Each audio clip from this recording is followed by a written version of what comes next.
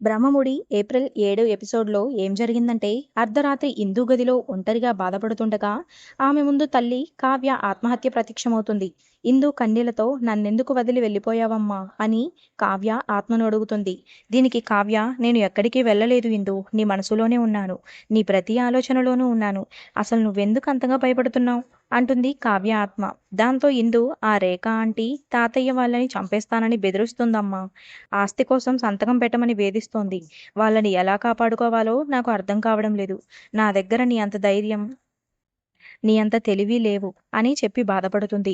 దాంతో కావ్య ఆత్మ, ఇందు జవాబు దొరకని ప్రశ్న అంటూ ఈ లోకంలోనే లేదు, నువ్వు నా రక్తం, నువ్వు అనుకుంటే ఏదైనా సాధించగలవు అని చెబుతుంది. దీనికి ఇందు, నేను ఓడిపోయాను, వాళ్ళను కాపాడుకోవడం కోసం ఆస్తి మొత్తం ఇచ్చేయాలని డిసైడ్ అయ్యాను, నీ ఆశయాన్ని నాశనం చేశాను, నీ కూతురిగా ఉండే అర్హత నాకు లేదని చెప్పి బాధపడుతూ ఇందు కావ్య ఆత్మ ఒడిలో పడుకుంటుంది.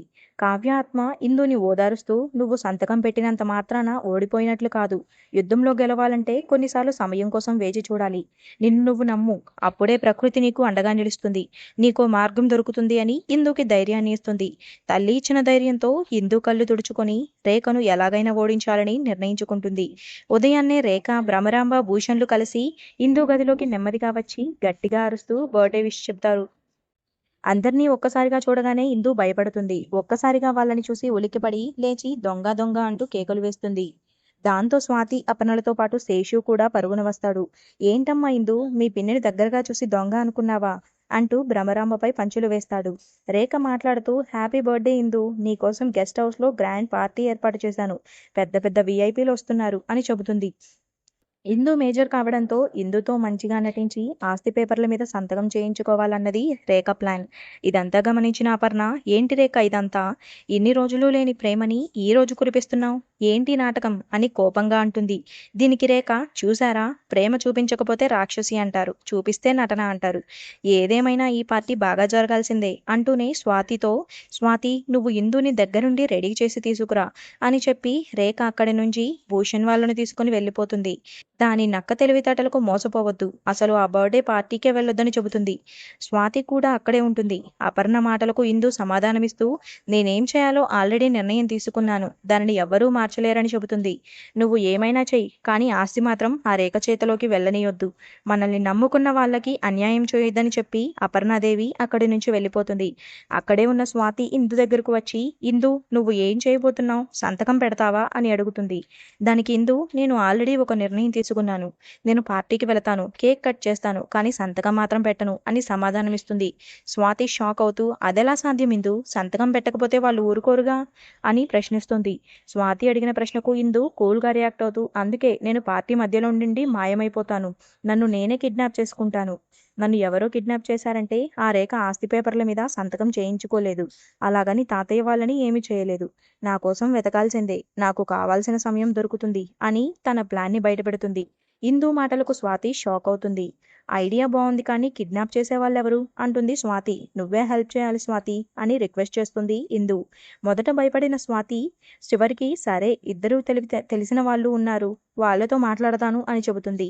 అయితే అప్పటికే డబ్బు కోసం ఇందుని కిడ్నాప్ చేయాలని లక్కీ స్వరాజ్లతో ఐశ్వర్య డీల్ మాట్లాడుకుంటుంది. ఎలాంటి మాస్క్ లేకుండా వచ్చిన స్వరాజ్ లక్కీలను చూసిన ఐశ్వర్య కంగారు పడుతుంది. స్వరాజ్ లక్కీలను చూసి ఐశ్వర్య, మీరిద్దరూ ఇక్కడికి వస్తే అందరూ గుర్తుపడతారు, ఏదైనా తేడా వస్తే అందరం ఇరుక్కుంటాం అని కోప్పడుతుంది. స్వరాజ్ రియాక్ట్ అవుతూ, అందుకే మేము వెయిటర్స్ గెటప్లో వెళ్తున్నాం ఐశ్వర్య, ఎవరికీ అనుమానం రాదు అని బదిలిస్తాడు. దానికి లక్కీ, ఏంట్రా వెయిటర్ గెటప్ ఏంటి, ఏదైనా సినిమా హీరో గెటప్ వేద్దాం అనుకున్నానే అంటూ కామెడీగా మాట్లాడతాడు. మొత్తానికి రాజ్ లక్కీలు అక్కడున్న వెయిటర్ సాయంతో వాళ్ళ డ్రెస్లు తాము వేసుకొని ఎంట్రీ ఇస్తారు. ఐశ్వర్య ముందుకు వచ్చి ముఖాలకు మాస్కులు పెట్టుకొని, ఇప్పుడు మమ్మల్ని గుర్తుపట్టడం కష్టమని చెబుతారు. ఐశ్వర్య కూడా ఊపిరి పీల్చుకుంటుంది. మరోవైపు గెస్ట్ హౌస్లో పార్టీ సందడి మొదలవుతుంది. ఇక పార్టీకి వచ్చిన వారిలో అప్పుల వాళ్ళు ఎక్కువ ఉంటారు. ఇక రేఖ అందరికీ ఆహ్వానం పలుకుతూనే చాలా సంతోషంగా భర్తతో, భూషణ్, ఇన్నాళ్ళు మనం అప్పులు ఎగ్గడతామేమో అని వీళ్ళు యుద్ధం ప్రకటించారు. ఇప్పుడు వాళ్ళ కళ్ళ ముందే ఇందు సంతకం పెడితే నేను చైర్మన్ అయ్యాక కొత్త అప్పులు ఇవ్వడానికి క్యూ కడతారు అని తన ప్లాన్ని బయటపెడుతుంది. ఇంతలో చక్రి అనే వ్యక్తి వచ్చి రేఖ ముందు గొడవ చేస్తాడు.